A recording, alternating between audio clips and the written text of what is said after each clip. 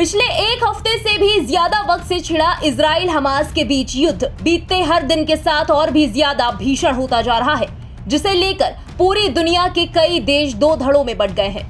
एक तरफ रूस और खाड़ी के कुछ देशों समेत कुछ मुस्लिम देश इजराइल के खिलाफ फिलिस्तीन के साथ खड़े हैं, तो दूसरी तरफ भारत और अमेरिका समेत दुनिया के कई बड़े देश आतंकवाद के खिलाफ इस लड़ाई में इजराइल के साथ खड़े हैं और हमास के हमले की कड़ी निंदा की है। वहीं अब इस जंग की आंच भारत के कई हिस्सों में भी महसूस हो रही है। देश के कई हिस्सों में जहां इजराइल का समर्थन जताते कई तस्वीरें सामने आई, तो वहीं जम्मू कश्मीर और कोलकाता, हैदराबाद जैसे कुछ ऐसे भी शहर हैं जहां फिलिस्तीन के सपोर्ट में लोगों ने प्रदर्शन किया। वहीं अब यह मुद्दा तेजी से राजनीतिक रंग लेता जा रहा है।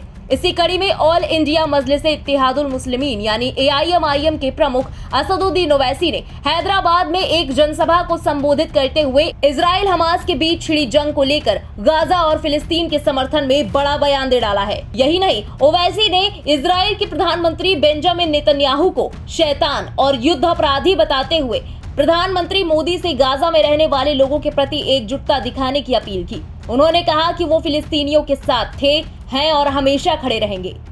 गाजा के गरीब लोग 21 लाख की आबादी में 10 लाख बेघर हो चुके हैं और ये जालिम इजरायली हुकूमत चाहती है कि इन तमाम गाजा के लोगों को खाली करा दिया जाए।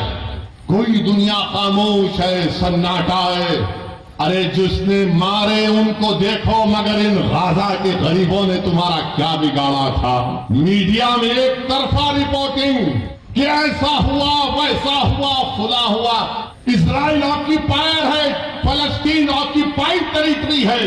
हमारे वजीर आजम से कहना चाहेंगे कि मोदी जी रोको जो गाजा में जुल्म हो रहा है फलस्तीनियों पर। आपने कहा कि India stands in solidarity with the Palestinian people, तो सॉलिडरिटी दिखाओ। वो शैतान नेतन्याहू जालिम है, वॉर क्रिमिनल है वो। वहीं इसके बाद असम सीएम हिमंत बिस्वा शर्मा ने ओवैसी के फिलिस्तीन का समर्थन करने पर तंज कसते हुए उन्हें गाजा जाकर हमास के समर्थन में युद्ध करने की सलाह दे डाली।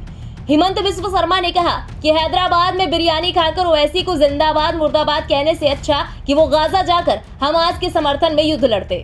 वो एक पब्लिसिटी लेने का कोशिश करता है। ये फिलिस्तीन यहाँ जिंदाबाद बोलने से क्या होता है? ओवैसी जाए और हमास का साइड लेके वहाँ लड़े, गाजा में चला जाए। कहाँ यहाँ हल्ला गुल्ला करते रहता है? ओवैसी का जिम्मेदारी बनता है, अगर तुम फिलिस्तीन जिंदाबाद लिखा है तो अभी जाओ, गाजा में जाओ।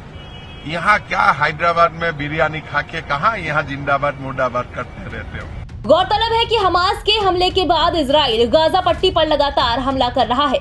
इस हमले में 3300 से ज्यादा लोगों की मौत हो चुकी है।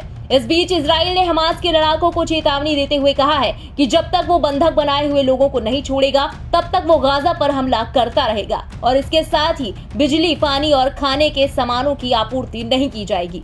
बहरहाल इजराइल और हमास में छिड़े युद्ध की गर्माहट अब भारत के राजनीतिक गलियारों में भी साफ दिख रही है। देखना होगा कि अब ये वार पलटवार का सिलसिला आगे क्या नया मोड़ लेता है। फिलहाल इस खबर के बारे में आपका क्या कहना है? कमेंट में अपनी राय जरूर बताएं। देश और दुनिया की बाकी खबरों के लिए सब्सक्राइब करें इंडिया पब्लिक खबर के YouTube चैनल को और बेल आइकन दबाएं ताकि चैनल से जुड़ी किसी भी लेटेस्ट अपडेट से आप कहीं चूक न जाएं।